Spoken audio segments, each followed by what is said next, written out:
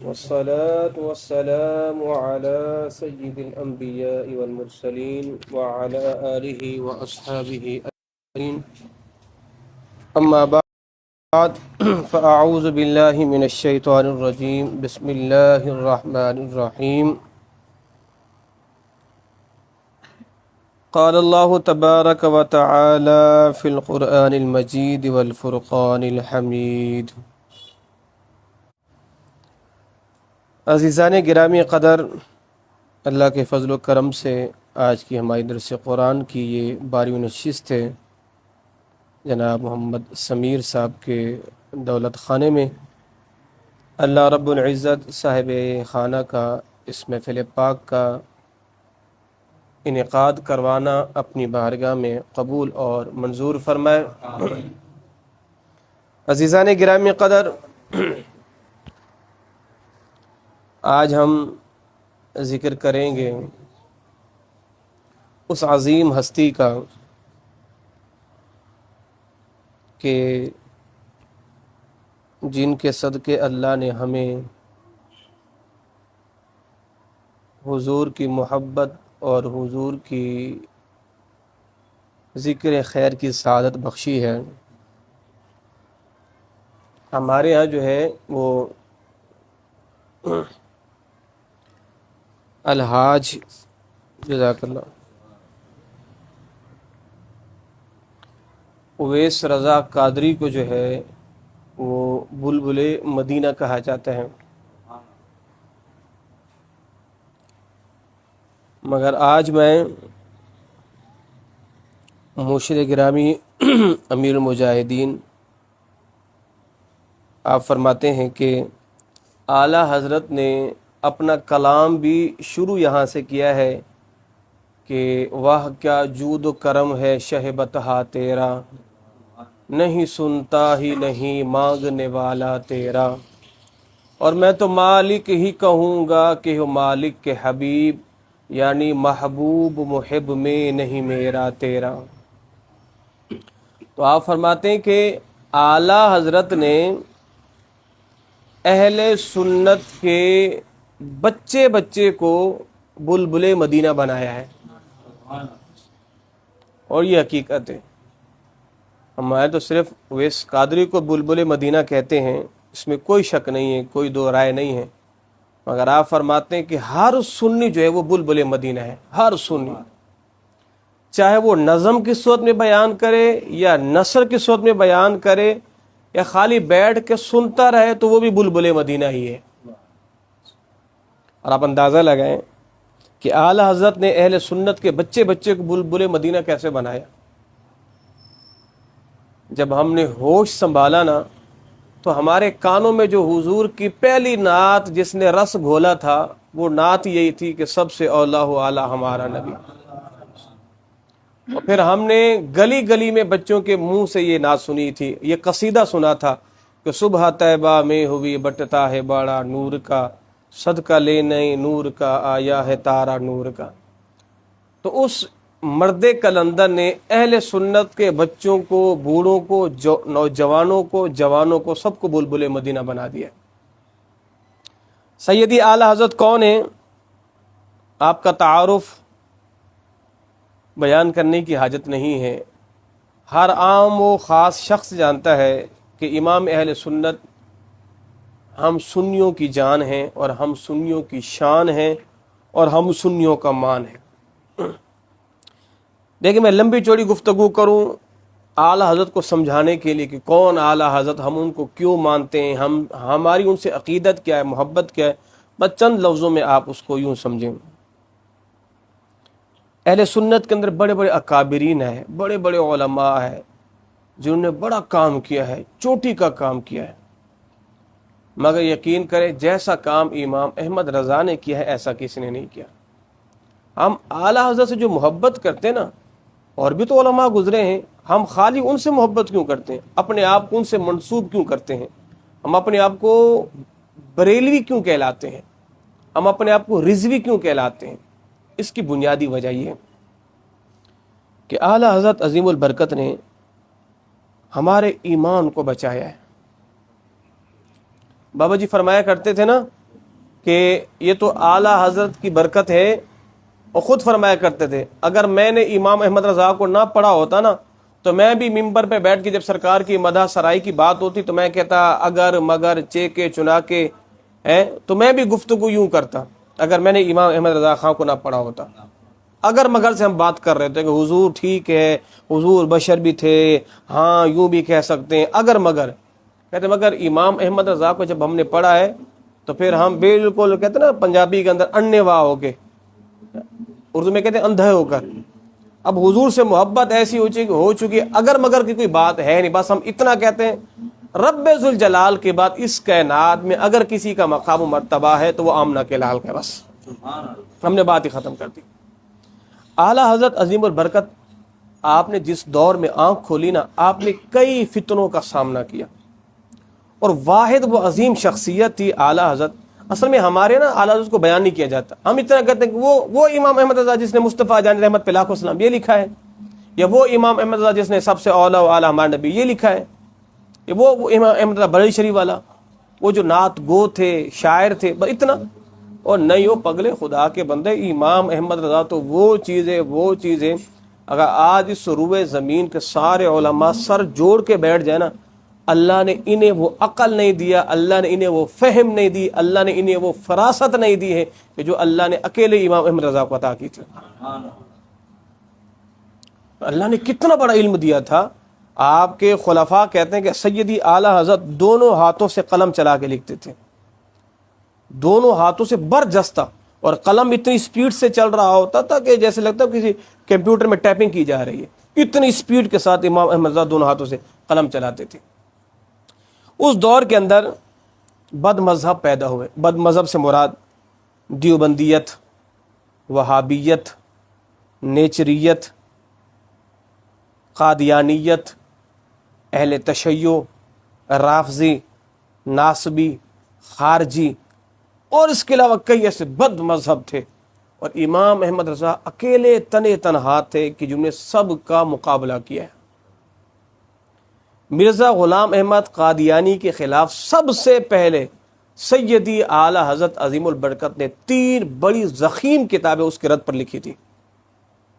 آج تو اعلیٰ حضرت عظیم البرکت آج تو قادیانی کے جملے پڑھ کے سناتے ہیں، ابھی قادیانی نے، مرزا غلام نے یہ کہا، فلاں نے یہ کہا۔ اعلیٰ حضرت دیکھیں عظیم البرکت، آپ فرماتے ہیں کہ مرزا غلام احمد قادیانی کے جو جملے ہیں، اس کی جو تحریریں ہیں، یا اس کی تقریریں ہیں، یا اس کی جو بھی بکواسات ہیں، اعلیٰ حضرت فرماتے ہیں اس روئے زمین پر اس کی ساری تحریریں نجس الانجاس ہیں۔ فرماتے ہیں کہ روئے زمین کے ہر جانور کا پیشاب جتنا بھی ناپاک ہو، جتنا بھی گندا ہو، پلید ہو، مگر غلام احمد قادیانی کی تحریریں اس سے بھی زیادہ خبیث بدبودار تھی۔ اتنا بڑا کام ختم نبوت پر کسی نے نہیں کیا کہ جتنا بڑا ختم نبوت پر کام امام احمد رضا نے کیا۔ آپ نے کیا فرمایا کہ حدیث نبوی ہے نا، میرے مصطفیٰ نے فرمایا، حضور نے خود گواہی دی اپنے بارے میں، حضور نے فرمایا کہ میں اللہ کی قسم کھا کے کہتا ہوں، اس روئے زمین پہ جتنی مٹی ہے، مٹی کے ذروں کے برابر میں گواہی دیتا ہوں۔ حضور فرمانے کہ میں آخری نبی ہوں، میں مٹی کے ذروں کے برابر گواہی دیتا ہوں کہ میں آخری نبی ہوں۔ سیدی اعلیٰ حضرت اس حدیث کو پڑھ کے کیا کہتے ہیں، حضور آپ نے تو یہ گواہی دی نا اپنے بارے میں کہ اس مٹی کے ذروں کے برابر میں گواہی دیتا ہوں کہ میں آخری نبی ہوں، حضور نے اپنے بارے میں فرمایا۔ تو آپ فرماتے کہ میں امام احمد رضا، حضور آپ کی گلی کا کتا، بارگاہ دربار رسالت کا ادنا غلام، میں یہ کہتا ہوں امام احمد رضا، حضور اس روئے زمین کی ریت کے ذرے ذرے کے برابر میں بھی گواہی دیتا ہوں، حضور آپ آخری نبی ہیں۔ حضور نے فرمایا میں تو مٹی کے ذرے کے برابر، اور امام احمد رضا کیا فرمایا، حضور میں گواہی دیتا ہوں ریت کے ذرے ذرے کے برابر۔ اور خالی اتنی نہیں، حضور میں یہ بھی گواہی دیتا ہوں جتنے آسمانوں پر فرشتے ہیں، عرش کو اٹھانے والے فرشتے، ان فرشتوں کی تعداد کے برابر میں گواہی دیتا ہوں، حضور آپ آخری نبی ہیں، میں گواہی دیتا ہوں۔ تو سیدی اعلیٰ حضرت عظیم البرکت نے جس دور میں آپ نے آنکھ کھولی تو فتنے ہی فتنے تھے۔ قادیانیت کے خلاف آپ نے مقابلہ کیا، نیچریت کے خلاف یہ سر سید احمد خان، آپ تو معاشرہ پڑھے لکھے لوگ ہیں، آج اس ہمارے پنجاب کے اندر بھی بڑے بڑے کالج یونیورسٹیوں کا اسکولوں کا نام سر سید احمد خان رکھا جاتا ہے، اور ہمیں بڑا شدید سے اختلاف ہے۔ اور ایک اپنا 75 روپے کا غالباً کوئی نوٹ بھی جاری ہوا تھا جس پر اس کی تصویر بھی ڈالی ہے۔ سر سید احمد خان یہ وہ نیچری تھا، نیچریت مذہب کا بانی تھا کہ جو حدیث پاک کا منکر تھا۔ بر صغیر میں حدیث پاک کا انکاری جو ہے وہ یہ تھا، اور یہ معراج النبی کا انکاری، حضور کے معجزہ معراج کا انکاری، یہاں تک کہ ابلیس کا انکاری، کہتا ہے شیطان کوئی چیز ہے ہی نہیں۔ حور و غلمان، جنت کا انکاری، یہ وہ نیچری تھا، اور جس نے مسلمانوں کو ہاتھ سے کھانا کھانے پر جس نے ٹوکا تھا کا ماحول بدلتا جا رہا ہے، اور تم وہی زمانہ جاہلیت کی طرح ہاتھوں سے کھا رہے۔ سنت رسول کا مذاق اڑانے والا یہ نیچری سر سید احمد خان تھا۔ اس کے خلاف بھی قلم امام احمد رضا نے اٹھایا ہے۔ آج بڑے بڑے انعامات سے ان کو نوازا جاتا ہے، بڑا بڑا پروٹوکول ان کو دیا جاتا ہے۔ دنیا کو پتہ نہیں ہے کہ مذہب اسلام کے اندر انتشار پیدا کرنے والے یہ لوگ ہیں۔ اعلیٰ حضرت نے اس کے خلاف بھی قلم اٹھایا ہے۔ اور یہ دیوبندی، انہوں نے سرکار مدینہ صلی اللہ علیہ وسلم سب سے زیادہ کام آپ نے ان کے خلاف کیا، اعلیٰ حضرت نے۔ آج لوگ کہتے ہیں جی وہ امام احمد رضا خان جو ہے ان نے ان پر کفر کے فتوے لگائے ہیں، ان پر یہ کیا۔ یاد رکھیے گا اعلیٰ حضرت عظیم البرکت نے ان کی کتابوں پر فتوے کئی سال پہلے جاری کیے تھے۔ ان کے ایک مروز نے کتاب لکھی تھی، آپ نے 16 سال کے بعد اس پر فتویٰ لگایا۔ ایک نے کتاب لکھی، آپ نے اس پر 3 سال بعد فتویٰ لگایا۔ ایک نے لکھی، آپ نے 1 سال بعد فتویٰ لگایا۔ پہلے آپ نے موقع دیا، سنبھل جاؤ، رجوع کر لو، توبہ کر لو، تم نے جو یہ بات ہے کہ کفر عبارت ہے، اسے واپس آ جاؤ۔ مگر وہ اپنے کفر پر ڈٹے رہے۔ تو پھر میرے امام نے فتویٰ نہیں لگایا، آپ نے حرمین شریفین طیبین طاہرین وہاں کے علماء نے ان کی عبادتوں پر کفر کے فتوے لگائے۔ تو آپ نے ایسا بند باندھا ہے نا، ایسا بند باندھا ہے نا امام احمد رضا نے عقائد کی دنیا میں، اگر اس بند کو توڑ دیا جائے نا، یقین کریں ہمارا ایمان کا ذرہ بھی نہیں بچتا۔ ارے ایمان کا ذرہ ہی نہیں بچتا۔ مثال کے طور پر ان بد مذہبوں سے ہمارا اختلاف کیوں ہے؟ اب سارے نوجوان ہیں، ہم مسلک ہیں، اس لیے آپ کو سمجھانا بتانا ضروری ہے۔ اور یہ نجی محفل ہے، گھر کی محفل ہے، کوئی علاقے سطح پر نہیں ہے کہ جس پر بندہ تھوڑی سی محتاط گفتگو کرتا ہے، اس لیے آپ لوگوں کو سمجھانا مقصود ہے۔ ہم ان بد مذہبوں کے پیچھے نماز کیوں نہیں پڑھتے؟ اس کی وجہ یہ کہ یہ ان کفر عبارتوں کو درست کہتے ہیں کہ جو سرکار مدینہ صلی اللہ علیہ وسلم کی توہین میں لکھی گئی، اور ہم کہتے ہیں اگر ان عبارتوں سے توبہ کر لو تو پھر ہم تمہارے پیچھے نماز پڑھیں گے، ورنہ نماز نہیں پڑھیں گے۔ یاد رکھیے گا جس نے کسی کفریہ عبارت کو درست کہا وہ بھی کافر ہو جاتا ہے، اور جس نے کسی کے ایمان میں جس نے کسی کے کفر میں شک کیا وہ بھی کافر ہو جاتا ہے۔ اتنا بڑا حساس معاملہ ہے۔ سیدی اعلیٰ حضرت عظیم البرکت اس زمانے کے اندر دیکھیں قادیانی کو کس نے تیار کیا؟ انگریزوں نے۔ سر سید احمد خان کو یہ سر کا لقب کس نے دیا ہے؟ انگریزوں نے دیا ہے۔ کیوں دیا ہے؟ ایسے دے دیا ہے؟ اس نے کسی کی خاص دین اسلام کے خلاف اس نے کام کیا، اس کو لقب دیا ہے؟ ورنہ ہمارے کئی علماء نے، مولانا فضل حق خیر آبادی علیہ رحمٰ نے، کفایت علی کافی علیہ رحمٰ نے، مجدد الفسانی علیہ رحمٰ نے، ہمارے کئی اکابرین ہیں، آج تک انہیں یہ انعام کیوں نہیں ملے؟ انہیں یہ القابات کیوں نہیں ملے؟ انہیں یہ مراعات کیوں نہیں ملی؟ انہیں یہ فیسلٹیز کیوں نہیں ملی؟ اس لیے کہ انگریز کے خلاف سب سے پہلے فتوے جاری کرنے والے یہ تھے۔ ان کو مگر اعزاز خاص کیوں دلوائے گے؟ اسلام کے دشمن تھے، اور انگریز نے ہمیشہ نوازا ہی ان کو ہے۔ مرزا غلام احمد قادیانی کی اس وقت یہ تنخواہ انگریز نے مقرر کی تھی، کسی سرکاری آفیسر کی بھی ایسی تنخواہ نہیں تھی، اتنی مراد اس کو ملا کرتی تھی۔ کیوں؟ اعلیٰ حضرت عظیم البرکت آپ جس گھرانے میں پیدا ہوئے، آپ افغانستان کے تھے، قندھار کے رہنے والے، اور آپ کے والد گرامی مولانا نقی علی خان، مولانا تقی علی خان دادا جان، یہ سارے افغانستان سے لاہور گئے۔ لاہور کے اندر شیش محل کر کے ایک جگہ مشہور ہے، وہاں وہ شیش محل بھی اعلیٰ حضرت کے خانوادے کی جو ہے وہ میراث تھا، اور پھر وہاں سے چلے اعلیٰ حضرت کر کے۔ اور جب 1857 کی جنگ آزادی تھی نا، اس جنگ آزادی کے اندر اعلیٰ حضرت کو جو گھرانہ تھا نا، یہ مجاہدین کی خدمت کیا کرتا تھا، مجاہدین کی بریلی شریف کے اندر جو ہے ان مجاہدین کو تحفظ حضور کے گھر والے دیا کرتے تھے، اور ان کے لیے کھانے کے انتظام، ان کے لیے سونے کے انتظام حضور کے گھر والے کیا کرتے تھے 1857 سے جنگ آزادی کے اندر جو انگریز کے خلاف لڑی گئی تھی۔ تو اعلیٰ حضرت عظیم البرکت اس دور میں جب دیکھا سارے بد مذہب حضور کی توہین کر رہے ہیں، اچھا ان کو تیار کیا گیا، پھر یہ دیوبندیت مذہب کو تیار کیا گیا، ان سب کو ہوتا ہے، مگر امام احمد رضا اکیلے تنہا تھے ان سب کا مقابلہ کرنے والے۔ پھر آپ خود کیا فرمایا کرتے تھے، خوف نہ رکھ رضا ذرا، تو ہے عبد مصطفیٰ، تیرے لیے امان ہے، تیرے لیے امان ہے۔ تو آپ نے خود سے فرمایا کرتے ہیں، خوف نہ رکھ رضا ذرا، تو ہے عبد مصطفیٰ، یعنی تو سرکار کا بندہ ہے، تو وہ سرکار کا غلام ہے، تیرے لیے امان ہے، تیرے لیے امان ہے، تو کیوں پریشان ہو رہا ہے؟ بے نشانوں کا نشان مٹتا نہیں، مٹتے مٹتے نام ہو ہی جائے گا، اے رضا ہر کام کا ایک وقت ہے، دل کو بھی آرام ہو ہی جائے گا۔ تو آپ تڑپتے تھے نا ہمیشہ حضور کے، آپ خود فرمایا کرتے تھے، لوگوں جتنی گالیاں دینی ہیں مجھے دے لو، مگر میرے حضور کو کچھ نہ کہو، میرے حضور کو کچھ نہ کہو۔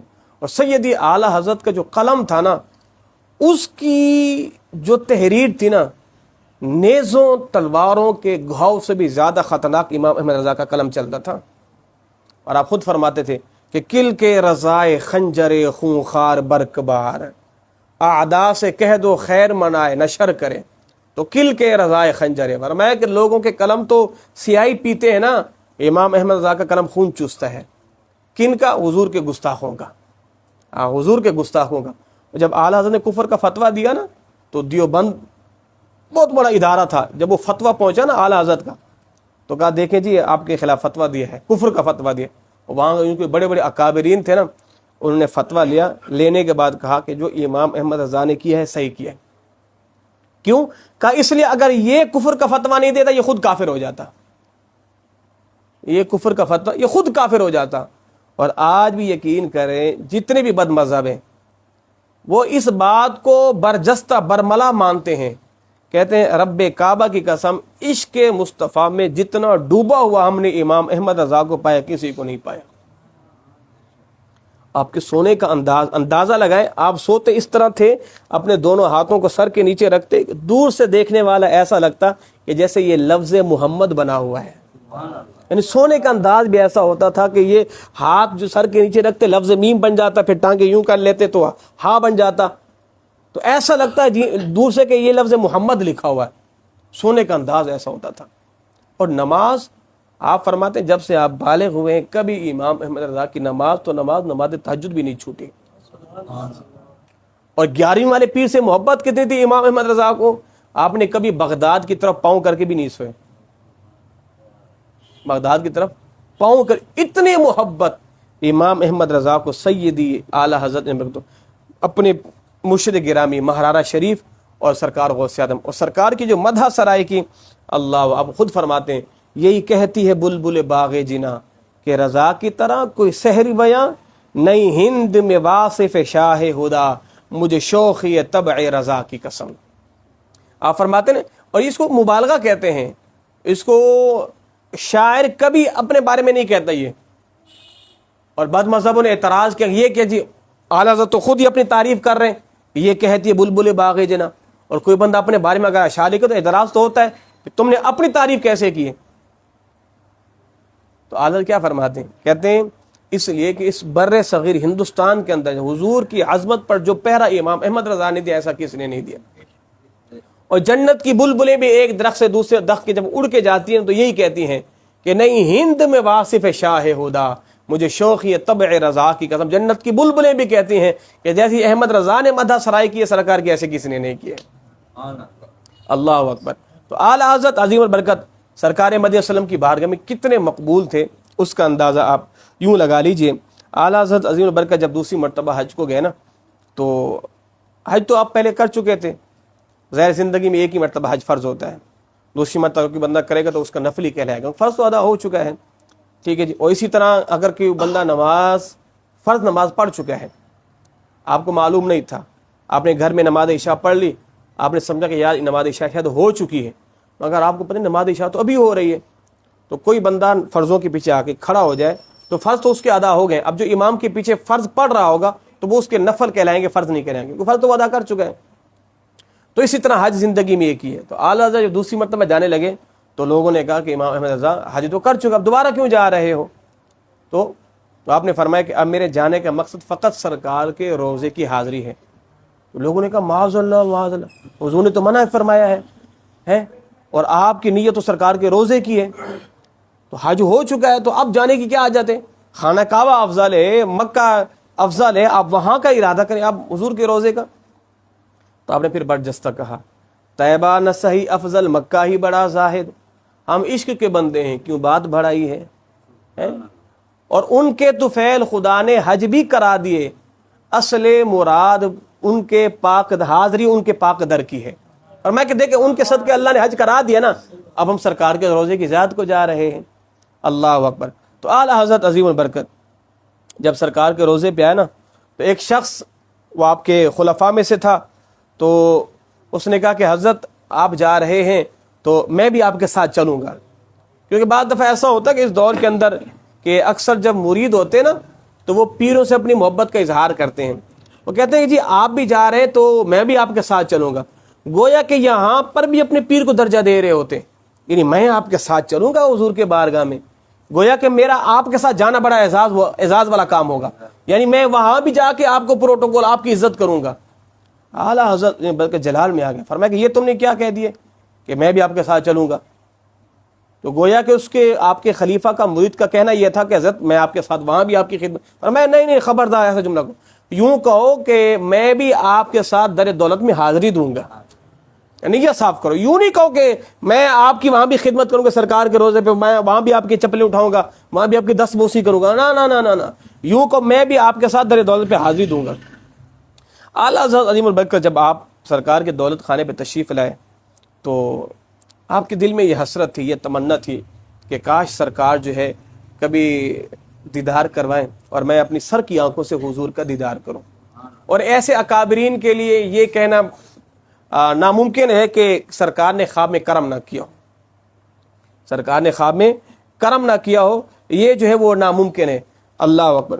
تو اعلیٰ حضرت عظیم البرکت سرکار کے روزے پہ حاضر ہوئے تو آپ نے کلام لکھا، پہلے دن تو بڑی چاہتی آپ نے سلام پیش کیا، دیدار نہیں ہوا۔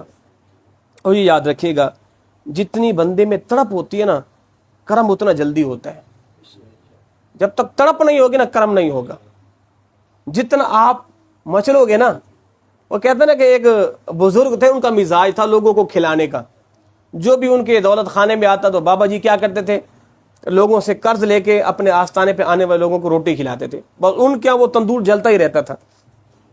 تو ایک دن ایسا ہوا کہ بابا جی کے دولت خانے میں کئی لوگ سارے آ گئے، حضرت ہمارا قرض ہمارا قرض ہمارا قرض، تو لائن لگی ہوئی تھی، تو کہا بیٹھو یار تم بس آ جاتے میں دے دوں گا۔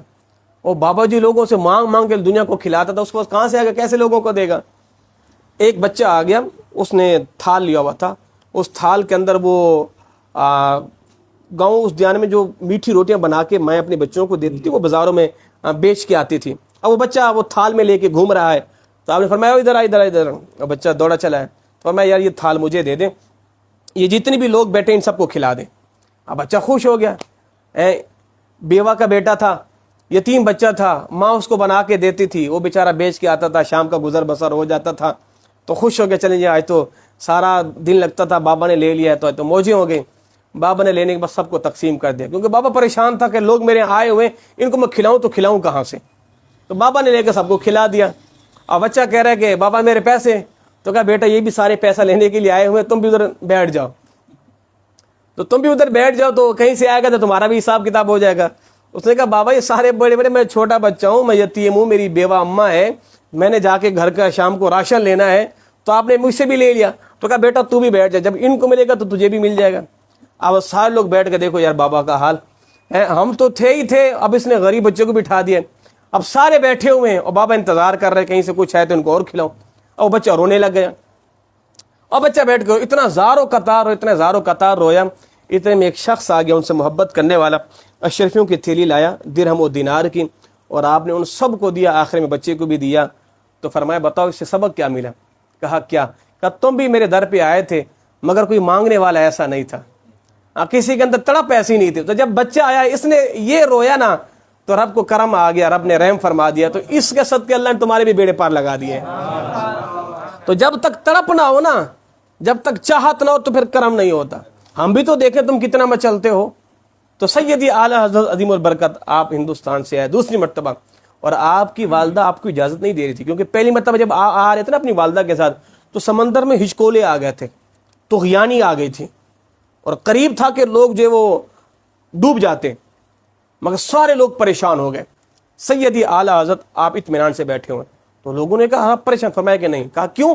کہا اس لیے کہ میرے مصطفیٰ نے ایک دعا بتلائی ہے, اگر کس نے وہ دعا پڑھ لی نا, موت کے علاوہ اس کو کوئی مرض کوئی پریشانی نہیں پہنچ سکتی. تو میں نے وہ دعا پڑھ لی ہے, جتنے بھی سمندر میں طغیانی آئیں, جتنے بھی ہچکولے آئیں, مجھے پتہ ہے کچھ بھی نہیں ہونے والا, اور الحمدللہ کچھ بھی نہیں ہوا. یعنی حدیث پر اتنا اعتماد, اتنا پکا اعتماد, توکل دیکھیں. ہمارے سامنے سرکار کے ہزاروں فرامین پڑے جائیں, قوم مانتی نہیں ہے. یعنی ایک صاحب اندازہ لگائے, ایک صاحب آ گئے, وہ جی امام صاحب وہ بچے کو تعویذ دے دیں. میں نے کہا یار تو بچے کو لیا, میں قرآن پڑھ کے دم کرتا ہوں, نہیں آپ تعویذ دے دیں. یعنی قرآن خود کہہ رہا ہے وَنُنَزِّلُ مِنَ الْقُرْآنِ مَا هُوَ شِفَاءٌ وَرَحْمَةٌ لِلْمُؤْمِنِينَ. قرآن میں شفا ہے. خدا کے بندے میں قرآن پڑھ کے دم کروں گا, ادھر اعتقاد نہیں ہے, ادھر یقین نہیں ہے, کاغذ پہ 2 لکیریں مار دوں وہ خوش ہو جائیں گے. اندازہ لگائیں آپ. اللہ اکبر. تو سرکار مدینہ صلی اللہ علیہ وسلم کے در دولت پہ امام احمد رضا کھڑے ہوئے ہیں, اور حضور کی بارگاہ میں سلام عرض کیا, اور سلام عرض کرنے کے بعد آپ نے یہ کلام پڑھا کہ وہ سوے لال ازار پھرتے ہیں, تیرے دن اے بہار پھرتے ہیں, اور لاکھوں قدسی ہیں کام خدمت مر, اور لاکھوں گردے مزار پھرتے ہیں. آپ نے پورا کلام پڑھا, بڑی چاہت تھی کہ سرکار کرم فرمائے, سرکار کرم فرمائے, کرم فرمائے, دیدار کروائیں. دیدار نہیں ہوا, دیدار نہ ہوا, تڑپ گئے, مچل گئے, حضور اتنا لمبا سفر کر کے آیا ہوں ہے, تو کرم فرمائے. جب دیدار نہ ہوا نا, تو پھر اعلیٰ حضرت عظیم البرکت نے اپنے آپ کو, یہ جو مقطع ہے نا, مقطع جس کے اندر شاعر اپنا نام لیتا ہے, مقطع, اس کے اندر اعلیٰ حضرت نے اپنے آپ کو کتے سے تشبیہ دی, اپنے آپ کو کتے سے تشبیہ دی. آج لوگ کہتے ہیں میں سرکار کا کتا ہوں, معاذ اللہ تم کتے ہو, کتا تو ناپاک جانور ہے, کتا تو نجس ہے. خدا کے بندے, تم اور وہ اصحاب کہف کا کتا کہ جس نے غار والوں کے ساتھ وفا کی تھی نا, علماء کرام کہتے ہیں قیامت کے دن وہ کتا بھی جنت میں جائے گا, وہ کتا بھی جنت میں جائے گا. کتے سے جو تشبیہ دی جاتی ہے اس کی وفاداری کی وجہ سے دی جاتی ہے, اس کی وفاداری کی وجہ سے دی جاتی ہے. وہ کتا کہہ دیا معاذ اللہ, سو معاذ اللہ. اللہ اکبر. سیدی اعلیٰ حضرت نے شعر کہا, اپنے آپ سے کہا کہ بڑی تمنا تھی سرکار کرم فرمائے, کرم نہ ہوا. تو کیا فرماتے ہیں, کوئی کیوں پوچھے تیری بات رضا, کوئی کیوں پوچھے تیری بات رضا, تجھ سے کتے ہزار پھرتے ہیں. یہ کہا کہ امام تو ادھر احمد رضا, تم یہاں آ کے یہ تمنا, یہ حسرت, حسرتوں کا سمندر, حضور کرم فرمائے. تو کوئی کیوں, اپنے آپ سے کہا کوئی کیوں پوچھے تیری بات رضا. جاؤ امام احمد رضا, تم ادھر کے تمنا لے کے کھڑے ہو, کوئی کیوں پوچھے تیری بات رضا. یہاں تو تم سے بڑے بڑے جو ہے اللہ کے ولی گھومتے پھرتے ہیں, سرکار چاہے تو کرم فرمائے, تو کوئی کیوں پوچھے تیری بات رضا, تو اسے کتے ہزار پھرتے ہیں. تم جیسے ہزاروں کتے یہاں گھومتے رہتے ہیں ہمارے در دولت پہ, ہمارے آستانے میں, ہمارے مزار پہ, کوئی کیوں پوچھے تیری بات رضا, تو اسے کتے ہزار پھرتے ہیں. اچھا یہاں پر نا کچھ لوگ شیدا پڑھتے ہیں, کچھ لوگ کتے پڑھتے ہیں, تو سب کا اپنا اپنا مزاج ہے, سب کا اپنا اپنا ذوق ہے. مگر میں لفظ کتا پڑھتا ہوں, اس لیے کہ میرا پیر وہ بھی لفظ کتا پڑھا کرتا تھا, اور آپ فرمایا کرتے تھے لوگ کتے شیدا وغیرہ وغیرہ, تو کہتے ہیں یارو تم کیوں پڑھتے ہو شیدا. امام احمد رضا نے جب, اچھا یہ یاد رکھے گا, شاعر کے اشعار میں اگر تبدیلی کی جائے تو یہ ناانصافی ہے. شاعر کے اشعار میں اگر تبدیلی, یہ ناانصافی ہے. آپ کو کس نے حق دیا ہے؟ بعض لوگ کیا کرتے ہیں, مقطع کے اندر شاعر کا نام ہٹا کے اپنا نام ڈال دیتے ہیں. یہ سب سے بڑی ناانصافی ہے, یہ سب سے بڑا دھوکہ ہے. تم نے اپنا نام کیوں ڈالا ہے؟ تو اعلیٰ حضرت نے تو اسے کتے ہزار پھرتے ہیں. بابا جی فرمایا کرتے تھے اعلیٰ حضرت نے اپنے آپ کو کتا کہا تو لفظ کتے کا مول ایسا لگا کہ سرکار نے کرم فرمایا, اور میرے امام نے سر کی آنکھوں سے سرکار کا دیدار کیا. تو کہا کوئی کیوں پوچھے تیری بات رضا, تو اسے کتے ہزار پھرتے. جب کہا حضور میں تو آپ کے در کا کتا ہوں, تو پھر کیا تھا, اللہ فرماتے پھر میں نے اپنے سر کی آنکھوں سے سرکار کا رخ زیبا تک ہے. اور پھر کیا فرماتے ہیں, پیش نظر وہ نو بہار ہے, سجدے کو دل بے قرار ہے. ہے سرکار مدینہ صلی اللہ علیہ وسلم نے جب عورتوں کے حقوق بیان کیے نا تو صحابہ کرام فرماتے ہیں کبھی کبھار ہم دیکھتے کوئی بکری آتی حضور کو سجدہ کر رہی ہوتی, کوئی جانور سرکار کو سجدہ کر رہا ہوتا, ہم نے درختوں کو دیکھا سرکار کو سجدہ کرتے ہوئے. تو صحابہ کرام کہتے ہیں حضور یہ بکری ہو کہ آپ کو سجدہ کر رہی ہے, یہ ہرنی ہو کہ آپ کو سجدہ کر رہی ہے, ہم تو اشرف المخلوقات ہیں, ہمارا تو زیادہ حق بنتا ہے آپ کو سجدہ کریں. حضور نے فرمایا نہیں, میری شریعت کے اندر سجدہ تعظیمی بھی ناجائز ہے. جناب یوسف علیہ نبی علیہ السلام کی شریعت میں سجدہ تعظیمی جائز تھا, فرمایا میری شریعت میں ناجائز ہے. حضور نے فرمایا اگر میں سجدے کا حکم دیتا تو عورتوں کو دیتا اپنے شوہروں کو سجدہ کریں, مگر سجدہ تعظیمی. تو آج کیا فرماتے ہیں کہ پیش نظر وہ نو بہار ہے, سجدے کو دل بے قرار ہے, روکیے روکیے ہاں یہی تو امتحان ہے. خود فرماتے ہیں روکیے روکیے ہاں یہی تو امتحان ہے, تو سجدے کو دل بے قرار ہے. اللہ اکبر اللہ. اب کیا فرماتے ہیں, وہ گل ہائے لب ہیں, وہ گل ہائے لب ان کے نازک کہ گرتے ہیں پھول جن سے ہزاروں, اور دیکھ گلشن گلاب میں بلبل کے گلشن سارا گلاب کے اندر ہے. تو اعلیٰ حضرت کے شعر کے اندر کہتے ہیں کہ سرکار کے جب لبہائے مبارک کو دیکھا نا تو فرماتے ہیں کہ پھولوں کی پنکھڑیوں کے اندر بھی اتنی نرم و ملائم نہیں ہوگی, ان کے اندر بھی اتنی جو ہے وہ نرمی نہیں ہوگی جتنی سرکار مدینہ کے لبہائے مبارک کے اندر تھی. اللہ. اب کیا فرمایا, لم یاتی نذیر کفی نظر مثلے تو نہ شد پیدا جانا, اتنا حسین جمیل چہرہ.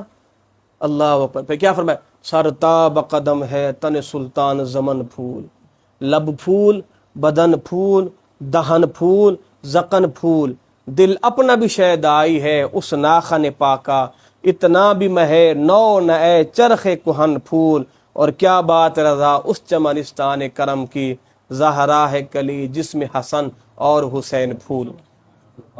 تو اعلیٰ حضرت عظیم البرکت آپ کا فیض آپ کا فیضان تا صبح قیامت تک جاری رہے گا انشاءاللہ. اور جیسی پہرے داری, اب اندازہ لگاؤ, اعلیٰ حضرت عظیم البرکت نے فرمایا وصیت کے اندر لکھوایا تھا کہ میری قبر کو کشادہ کرنا. کشادہ سے مراد یہ کہ اتنی قبر کشادہ ہو کہ جس کے اندر بندہ اٹھ کے کھڑا ہو جائے, ورنہ حکم یہ کہ آدھے قد کے برابر قبر ہونی چاہیے جس کے اندر میت کو دفنانے والا بندہ اٹھ کے بیٹھ سکے, اتنا کہا گیا. یعنی قبر اتنی جو ہے وہ لمبائی کے اندر بندہ اٹھ کے بیٹھ سکے. مگر آپ کیا فرماتے ہیں, کہتے ہیں میری قبر کو اتنا کشادہ کرنا کہ میں اس میں اٹھ کے کھڑا ہو سکوں. تو کہا کیوں؟ کہا اس لیے کہ جب سرکار قبر میں آئے تو سرکار کے ادب میں قبر میں کھڑا ہو جاؤں, سرکار کے ادب میں قبر میں کھڑا ہو جاؤں. یقین کریں بخدا بخدا بخدا بخدا واللہ واللہ واللہ واللہ, اللہ کی قسم امام احمد رضا کو جو اللہ نے ادب مصطفیٰ دیا ہے, کائنات میں اللہ نے کسی کو اتنا نہیں دیا. قرآن پاک کی آیت ہے, اللہ رب العزت ارشاد فرماتا ہے, یہ تو موضوع بڑا وسیع ہے, تو یہ تو ایسا موضوع ہے کہ بس چھیڑ دو تو پھر چھڑتا ہی جاتا ہے, کلی سے کلی نکلتی ہی جاتی ہے. اب قرآن پاک کا ترجمہ دیکھنے کہ اللہ رب العزت نے نا قرآن پاک میں ارشاد فرمایا ہے اپنے حوالے سے بھی اور سرکار مدینہ صلی اللہ تعالی علیہ وآلہ وسلم کی ناموس کے حوالے سے بھی. تو ایک قرآن پاک کی آیت ہے نا, آپ کو صرف سمجھانے کے لیے, اس لیے ہم کہتے ہیں جناب کنز الایمان کنز الایمان کنز الایمان کنز الایمان پہ فوکس کیوں کرتے ہیں. اس کی وجہ یہ ہے کہ بد مذہبوں نے جتنا بھی قرآن کے ترجمے لکھے اتنی گڑبڑ کی ہے, معاذ اللہ ثم معاذ اللہ. ایک کافر تو پڑھنے والا وہ ہو جائے گا یار اتنی توہین ہے اس کے اندر. اب دیکھیں وَوَجَدَكَ ضَالًا فَهَدَىٰ, میں نے جمعے کے بیان کیا تھا کہ وَوَجَدَكَ ضَالًا فَهَدَىٰ, اس کا ترجمہ یہ ہے کہ ضال کا معنی ہے گمراہی. اب لوگوں نے ترجمہ کیا, دیوبندی ہوں, وہابی ہوں, اہل حدیث ہوں, نیچری ہوں, چکڑوالی ہوں, جتنے بھی ہوں, سب نے ترجمہ کیا ضال کا معنی گمراہی. اب اس کا ترجمہ لوگوں نے کیا کہ وَوَجَدَكَ ضَالًا فَهَدَىٰ, اے نبی ہم نے آپ کو گمراہ پایا, ہم نے آپ کو راستہ دکھایا. یہ آیت کا ترجمہ ہے لفظی. کس نے کہا اے نبی ہم نے آپ کو بے خبر پایا سو راستہ دکھایا, کس نے کہا اے نبی ہم نے آپ کو بھولا ہوا پایا سو راستہ دکھایا. سب نے یہ ترجمہ کیا ہے. اب لفظی اعتبار سے وہ مار کھا گئے. اب اندازہ لگاؤ کسی کافر کے سامنے یہ ترجمہ, اے نبی ہم نے آپ کو گمراہ پایا سو راستہ دکھایا, معاذ اللہ ثم معاذ اللہ, نقل کفر نباشد. اگر نبی گمراہ تھے تو پھر امت کو راہ راست پہ کون لاتا؟ لفظ ضال کا معنی ٹھیک ہے گمراہ, مگر یہ سرکار کی شان شان تو نہیں ہے نا. اندازہ لگائے بر صغیر کے اندر لوگوں نے فارسی میں ترجمے لکھے, لوگوں نے ہندی کے اندر لکھے, لوگوں نے اور کئی زبانوں میں لکھے, مگر کسی کا دماغ ادھر گیا ہی نہیں ہے. اس لیے کہ لوگوں نے عربی گرامر پر فوکس کیا ہوا تھا. کسی نے آداب رسالت پر توجہ نہیں دی. اور آپ نے کیا ترجمہ کیا؟ وَوَجَدَكَ ضَالًّا فَهَدَىٰ. اے نبی، اعلیٰ حضرت کا ترجمہ یہ سنا رہا ہوں. اے نبی، ہم نے آپ کو اپنی محبت میں خود رفتہ پایا، سو ہم نے آپ کو اپنی طرف راستہ دکھایا. ہے جی. اب لوگوں نے کیا ترجمہ کیا؟ گمراہ، بے راہ، بھولا ہوا، راستے سے بھٹکا ہوا. اور آپ اندازہ لگائیں یہاں کس کا دماغ جا سکتا ہے؟ یہ وہاں دماغ اس کا جا سکتا ہے کہ جس کو براہ راست سرکار کی طرف سے نظر کرم کی جا رہی ہے. تو اعلیٰ حضرت عظیم البرکت، آپ کا فیض، آپ کا فیضان تا صبح قیامت جاری رہے. الحمدللہ ہمیں فخر ہے، ہم امام احمد رضا کے ماننے والے ہیں. ہمیں بالکل فخر ہے، اتنا بڑا فخر ہے جس کو بیان نہیں کیا جا سکتا. ہمارا ایمان محفوظ، ہمارا دین محفوظ، ہمارا قرآن محفوظ، ہمیں آداب رسالت بھی دیا گیا ہے، ہمیں آداب صحابہ بھی دیا گیا ہے، ہمیں آداب اہل بیت بھی دیا گیا ہے، اور ہمیں آداب اولیاء کرام بھی دیا گیا ہے. سب کچھ امام احمد رضا کی چوکھٹ سے ملا ہے. اللہ اعلیٰ حضرت عظیم برکت کے مزار پر اپنی کروڑوں رحمتوں کا نزول فرمائے، اور پروردگار اس مختصر سے محفل پاک اپنی بارگاہ میں قبول اور منظور